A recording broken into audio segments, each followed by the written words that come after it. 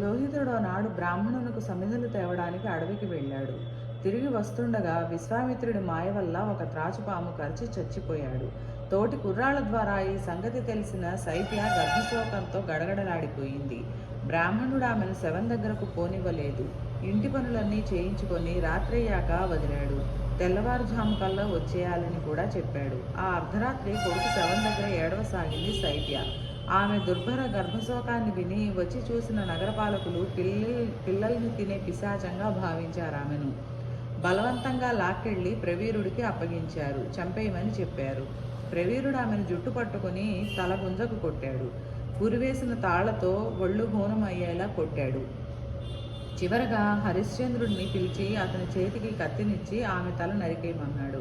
ఆమె తన భార్య అని హరిశ్చంద్రుడికి తెలియదు. అతడు తన భర్తేనని శైవ్యకు తెలియదు. ఆమె అతనికి నమస్కరించింది. నాదో మనవి, ఊరి బయట కొంచెం దూరంలో నా కొడుకు శవం పడి ఉంది. దాని కర్మకాండ చేసే వరకు గడువు ఇవ్వమని అడిగింది. ఆ తర్వాత చంపేయమని అడిగింది. శైవ్య అంగీకరించాడు హరిశ్చంద్రుడు. శవాన్ని తెచ్చింది శైవ్య. పై గుడ్డ తొలగించి చూశాడు హరిశ్చంద్రుడు. అతని నవనాడులు కృంగిపోయి అట్లుగా అయ్యింది. కొడుకు శవాన్ని శైవ్యని గుర్తించాడు హరిశ్చంద్రుడు. భర్తని పోలిక పట్టింది శైవ్య. కొడుకు శవంతో బాటే అగ్ని ప్రవేశం చేయడానికి నిర్ణయించుకున్నారు ఆ భార్యాభర్తలు. చితి పేర్చారు. జీవితానికి చివరిసారిగా భావించి జగదంబ, పరాశక్తి, శతాక్షి, జగద్రక్షకి అయిన శ్రీదేవిని ప్రార్థించారు. చితిలో దూకపోతున్న వారిని ఆగండి ఆగండి అని వారిస్తూ ధర్మదేవతను ముందుంచుకొని దేవతలతో సహా వచ్చాడు దేవేంద్రుడు. వారంతా హరిశ్చంద్రుడి సుగుణాలను పొగిడారు. ఇంద్రుడు లోహితుడి మీద అమృతం కురిపించాడు. శైవ్య హరిశ్చంద్రుడిని స్వర్గానికి ఆహ్వానించాడు. చండాల ప్రభు అయిన ప్రవీరుడి ఆజ్ఞ లేనిదే కదలనన్నాడు హరిశ్చంద్రుడు. ధర్మదేవత నవ్వాడు. ఆ చండాలుణ్ణి నేనే, ఈ వల్లకాడు అవి అంతా నామాయే అన్నాడు. అందరూ అయోధ్య చేరారు. రాజ్యబాధ్యతలు పుత్రుడికి అప్పగించి అయోధ్య పౌరులు చూస్తుండగానే హరిశ్చంద్రుడు శైవ్య స్వర్గానికి వెళ్ళిపోయారు. శతాక్షి, శాకంబరి, దుర్గ. హరిశ్చంద్రుడి కథ వింటూనే మునీంద్ర, హరిశ్చంద్రుడు కొడుకుకు చిదిపేర్చాక శతాక్షిని ప్రార్థించాడు అన్నావు.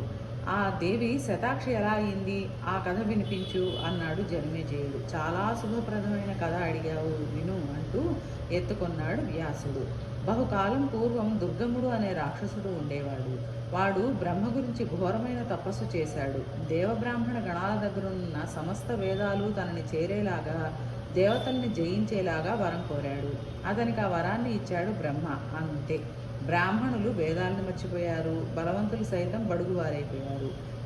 చేలు బీడులైపోయాయి. నదీ నదాలు ఎండిపోయాయి. అకాల మృత్యువులు, అనారోగ్యాలు పెచ్చు పెరిగాయి. భూలోకమంతా అయోమయం అయిపోయింది. దుర్గముడు దేవతల మీద దండెత్తాడు. వారిని కఠిన హింసల పాలు చేశాడు. బ్రాహ్మణులు మంత్రాలు మర్చిపోవడం వల్ల మంత్రాధినాథులైన దేవతలు ఓ వంక రాక్షస బాధతోనూ మరో వంక సంస్కారాలు లేక కృషించిపోతున్నారు. అప్పుడు బ్రాహ్మణులంతా కలిసి ఆ పరాశక్తిని ప్రార్థించారు. దీనులైన వారి స్తోత్రాన్ని మన్నించింది దేవి. వేదాల్ని మర్చిపోయినా తనని మాత్రం మర్చిపోని వారి పట్ల అపారమైన కృప సంధానించింది. వారిని ప్రత్యక్షమయ్యింది. అనావృష్టితో అల్లాడుకున్న ఆ భూమి మీద 9 రాత్రుల పాటు తన కళ్ళ నుంచి నీళ్లు కురిసింది. ఆ నీటితోనే నదులు, సముద్రాలు నిండాయి. దేవతలు బయటపడ్డారు. అలా 100 ధారలు కురిపించినందువల్లనే ఆమె శతాక్షి అయింది. ఆ అనంతరం శాకాహారము, పళ్ళు వారికి అనుగ్రహించింది దేవి. పశుగ్రాసము దయచేసింది. నాటి నుంచి ఆమెకు శాకంబరి అనే పేరు కూడా వచ్చింది. లోకం పచ్చగా ఉందని వినగానే భగ్గుమన్నాడు దుర్గముడు. 1000 అక్షౌహిణుల సేనతో దండయాత్రకొచ్చాడు దుర్గముడు. దేవి స్వయంగా యుద్ధంలో పాల్గొంది. 10 రోజులు సాగింది యుద్ధం. రక్తం నదులై పారింది. 11వ రోజు దేవి దుర్గముడు ముఖాముఖి ఢీకొన్నారు. 15 బాణాలు వేసింది పరాశక్తి. 4 వాడి గుర్రాల మీద, 1 సారథి మీద, 2 దుర్గముడి కళ్ళ మీద, 2 భుజాల మీద, 1 బాణం గుండె మీద, తక్కిన 5 వాడి పంచ ప్రాణాల మీద నాటించింది. నెత్తురు కప్పుకుంటూ చచ్చాడు దుర్గముడు. 3 దేవతలు ఒక్క కంఠంతో దేవిని కీర్తించారు. దుర్గముడిని దుర్గగా కూడా పేరుగాంచింది తల్లి. శాకంబరి అని, శతాక్షి అని, దుర్గా అని స్తుతించి వాళ్ళు మాయా తెరలు చీల్చుకొని తన నివాసం చేరుకున్నారని వరమిచ్చింది ఆ తల్లి. జనమేజయ, నీకు ఇంకేం వినాలని ఉందో చెబితే ఆ అమ్మ అనుగ్రహంతో చెప్పడానికి ప్రయత్నిస్తాను అని ఆగాడు వ్యాసుడు. అప్పుడు ఇలా అడిగాడు జనమేజయుడు. శ్రీదేవి భాగవతం 3వ స్కంధం 6వ అధ్యాయంలో మణిద్వీపంలో జగదంబ, లక్ష్మి, గౌరీ, సరస్వతులు సృష్టించి బ్రహ్మ విష్ణు మహేశ్వరులకు ఇచ్చిందని చెప్పావు నువ్వు. కానీ గౌరీ దక్షుడి కూతురని, హిమవత్ పర్వతుడి కూతురని, లక్ష్మి క్షీరసాగర సముద్రుడి కూతురని లోకభాగం. ఏమిటి ఈ రహస్యం? లక్ష్మీ గౌరిల అసలు కథ. పరమాద్భుతమైన రహస్యాన్ని అడిగావు, చెబుతాను విను. యథార్థంగా లక్ష్మీ గౌరీ సరస్వతులను ఆమె సృష్టించి బ్రహ్మ విష్ణు మహేశ్వరులకు ఇచ్చిన మాట అక్షర సత్యం. వాళ్ళు సృష్టి కార్యక్రమానికి పూనుకున్నారు. అప్పట్లో హలాహలులు అనే రాక్షసులు పుట్టారు. మహాబలవంతులు వాళ్ళు. కైలాసాన్ని, వైకుంఠాన్ని కూడా ముట్టడి చేశారు. అతి కష్టం మీద శివకేశవులు వాళ్ళని చంపేశారనుకో. కానీ ఆ విజయ గర్వంతో వాళ్ళు దేవినే మర్చిపోయారు. అంతా తమ ప్రాగల్భ్యమే అనుకున్నారు. ఆ శివకేశవులను చూసి ఉమారమలను నవ్వారు. ఆ పురుషులు వారిపై చిరాకు పడ్డారు. అందుకు అలిగిన ఆ మహాశక్తులు రెండూ అదృశ్యమైపోయాయి. దాంతో విశ్వమంతటా హాహాకారాలు లేచాయి. చలనం నశించింది. శివకేశవులిద్దరూ శక్తిహీనులైపోయారు. కారణం కనిపెట్టాడు బ్రహ్మ. తన మానసపుత్రులు అందరినీ పిలిచాడు. ఆ పరాశక్తిని ప్రసన్నను చేయండి, లక్ష్మీ గౌరీ తిరిగి జన్మించేలా చూడండి, శివకేశవులకి తిరిగి శక్తి కలిగేలా చూడండి అని చెప్పాడు. వారంతా అంబ గురించి తపస్సు చేశారు. ఆమె కరుణించి సాక్షాత్కరించింది. శివుడికి గౌరిని, విష్ణువుకు లక్ష్మిని అనుగ్రహించమని ప్రార్థించారు వారు. అమ్మ, నువ్వు నా వంశంలో అవతరించి నన్ను కృతార్థుని చెయ్యి. అంతేకాదు నీ జప ధ్యాన పూజా విధులు కూడా నువ్వే సెలవియ్యి అని కోరాడు దక్షుడు. నా శక్తిని అవమానించిన శక్తిహీనులైపోతారు శివకేశవులు. అయినా మీ ప్రార్థనలను మన్నిస్తున్నాను. తిరిగి వారు శక్తివంతులు అవుతారు. నా శక్తి అంశ గౌరిని ఇంట సతిగా పుడుతుంది. లక్ష్మి పాల సముద్రంలో పుడుతుంది. నా పూజకు ఒక స్థానం అంటూ లేదు. విశ్వమంతా పూజించవచ్చు అని చెప్పి అంతర్హితమయ్యింది అంబ. అంబ పలికినట్లే శివకేశవులు శక్తివంతులయ్యారు. గర్వం లేకుండా తన పనులు చేసుకోసాగారు. దక్షుడింట అవతరించింది శక్తి. జగదంబ యొక్క సత్యాంశ ఆమె. అందుకే ఆమె పేరు సతి అయ్యింది. ఈడొచ్చాక ఆ సతి శివపత్ని అయ్యింది. ఒకప్పుడు దూర్వాసుడు దేవి అనుగ్రహానికి పాత్రుడయ్యాడు. ఆమె తన మెడలోని పూలదండ అతనికి ప్రసాదించింది. పరిమళభరితమైన ఆ మాలతోనే దూర్వాసుడు దక్షుడింటికి వచ్చాడు. దక్షుడు ఆ మాలనే అడిగాడు. ఇచ్చాడు దూర్వాసుడు. దక్షుడు దానిని తన పడక గదిలో పెట్టుకున్నాడు. ఆ మాల నుంచి పానుపు పైనే ఆ రాత్రి దక్షుడు తన భార్యను కూడా కూడాడు. అది తెలిసి సతీ శివుడు అలిగారు. ఆ కారణంగానే తాను పుట్టినంటనే సతీ ధర్మం నిలుపుకుంటూ అగ్నిలో భస్మం అయ్యింది. ఆమె జ్యోతి శరీరం తిరిగి హిమవంతుడి ఇంట్లో జన్మించింది. మరి సతీదేవి భస్మమయ్యాక శివుడు ఎలా ఉండగలిగాడు అని అడిగాడు జనమేజయుడు. ఏం చెప్పమంటావులే అంటూ మొదలెట్టాడు వ్యాసుడు. ఆ తర్వాత జరిగినదంతా చెప్పడం సాధ్యం కాని పని. శివుడు కోపించాడు. వీరభద్రుడు పుట్టాడు. భద్రకాళితో కలిసి ముల్లోకాలు భస్మం చేయాలనుకున్నాడు. దక్షయజ్ఞం ధ్వంసమైంది. దక్షుడి తల ఎగిరిపోయింది. బ్రహ్మాది దేవతల ప్రార్థనతో అతనికి మేకతలకాయ పెట్టారు.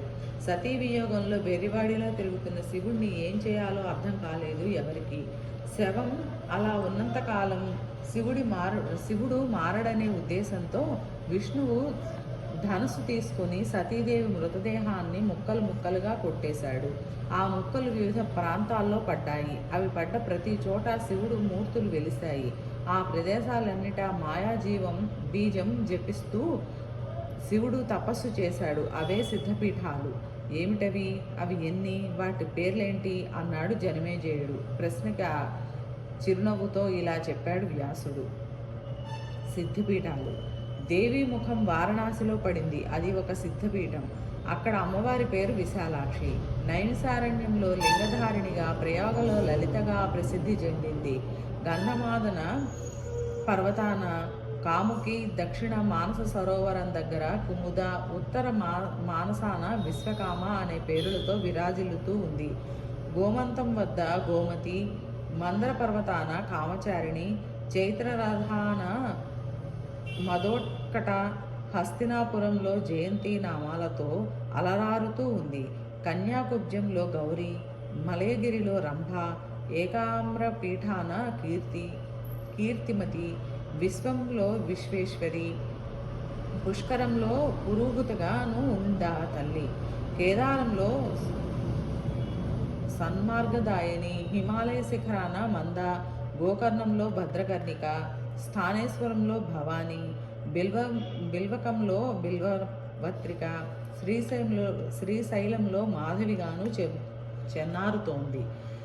భద్రేశ్వరంలో భద్ర, వారాహశైలంలో జయ, కమలాలయంలో కమల, రుద్రకోటిలో రుద్రాణి, కాలజటంలో కాళి, సాలగ్రామంలో మహాదేవి, శివలింగంలో జలప్రియ అనే పేరులతో అలరారుతోంది.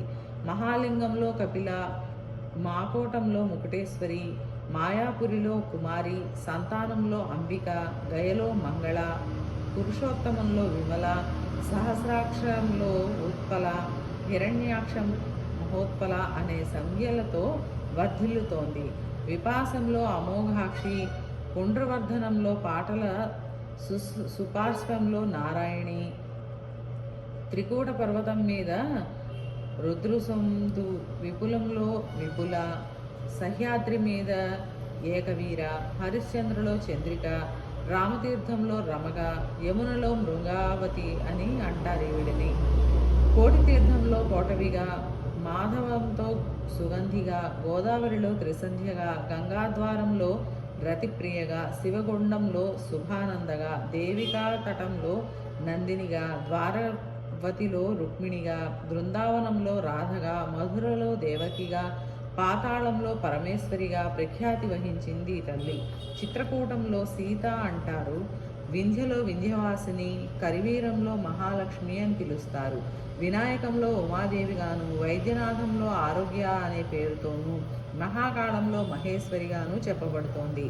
అభయ అనే పేరుతో ఉష్ణతీర్థంలోనూ, స్వాహాగా మహేశ్వరిపురంలోనూ,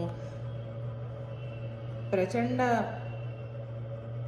గాగలండంలోనూ, చండికగా, అమరటంకంలోనూ, వరారోహిణి సోమేశ్వరంలోనూ, పుష్కరావతిగా ప్రభాస తీర్థంలోనూ, దేవమాతగా సరస్వతిలోనూ, పారావారగా సముద్రం తీరంలోనూ ప్రసిద్ధికెక్కింది. మహాలయ పయోష్యులలో మహాభాగ, పింగళేశ్వరి నామాలతోటి, కార్తీక కవిత శేచాలలో అతిశాంకరి, సింహికా నామాలతోటి, శోకాసంగపు ఉత్పత్లావర్త్యాలలో, అనంగాలలో అనే పేర్ల మీద, జాలంధరంలో విశ్వాముఖి అనే పేరున విఖ్యాతి వహించింది.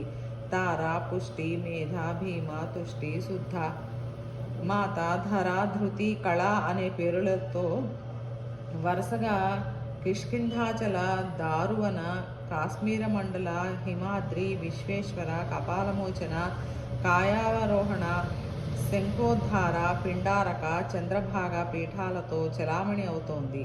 అమృత, ఉరసి, ఔషధి నామాలతో వేణ, బదరి, ఉత్తర కురుక్షేత్రాలలోనూ, మన్మథ, కుశౌడక, శివధారిణి, సత్యవాదిని నామాలతో హేమకూట, కుశిద్వీప, అచ్చోదక, కుముదాలలోనూ, అశ్విత్థ, వైశ్రవణాలయ, వేదవదనాలలో వందనీయ, నిధి, గాయత్రులుగా విరాజిల్లుతోంది. శివ సన్నిధిలో పార్వతిగా ఉంది. దేవలోకంలో ఇంద్రాణి, బ్రహ్మముఖాలలో సరస్వతి, సూర్యబింబంలో ప్రభ, మాతలలో వైష్ణవి, సతులలో అరుంధతి, భామలలో తిలోత్తమ, చిత్తంలో బ్రహ్మకళ, సర్వ శరీరాలలోనూ శక్తి. ఇలా ఎన్నని చెప్పమంటావు?